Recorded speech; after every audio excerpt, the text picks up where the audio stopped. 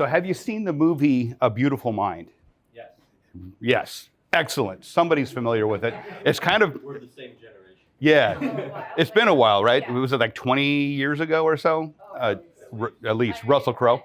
So this is a movie that kind of tells the life story of a guy by the name of John Nash, who I think, if I remember right, was an astrophysicist. 2001. 2001. Okay, yeah, so 25 years ago.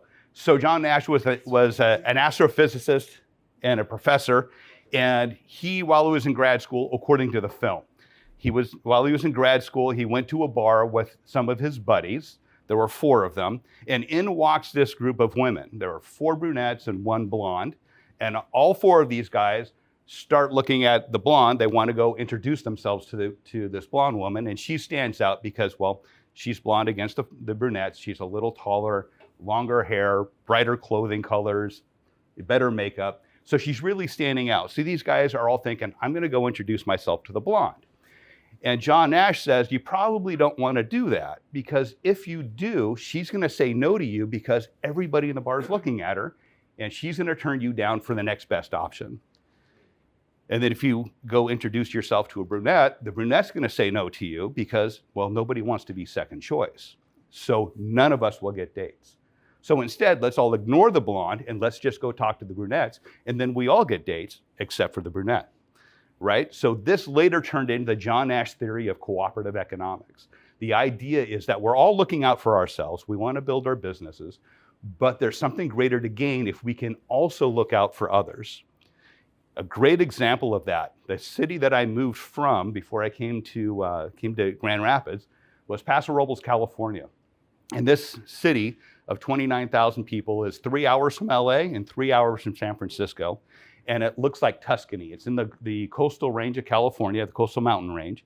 Rolling hills, it's beautiful, and it gets really hot during the day, like 100, 110 degrees in the summer, but at the same time, it's only 45, 50 degrees at sunrise. So huge temperature fluctuations, which is great for grapes. It's great for wine.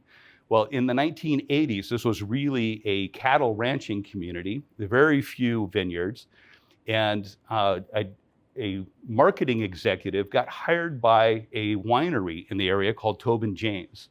There were only a few wineries there at the time. And the wineries were all spending a ton of money in marketing, trying to get people from LA and San Francisco to make the 3-hour drive to come taste their wines.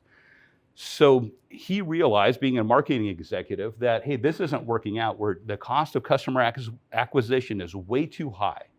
So he called all of the vintners together, all of the grape growers, and the whole community together and said, hey, look, we're spending too much money trying to compete with each other. So instead, let's cooperate. Let's stop advertising our own labels. Don't advertise your wine, but instead, let's work together and let's sell Paso Robles wines. Because when people come here, they're going to go to all the different wineries and taste all of the different wines. They're going to make the best of the weekend that they come here.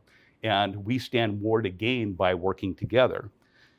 So fast forward a couple of decades, the city went from a group of like this of wineries, a couple dozen wineries, to now over 300 in a town of 29,000 people, if you can think about that scale.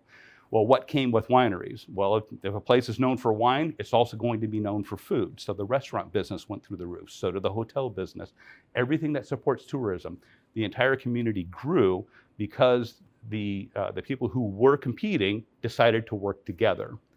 So what does that mean for us in BNI?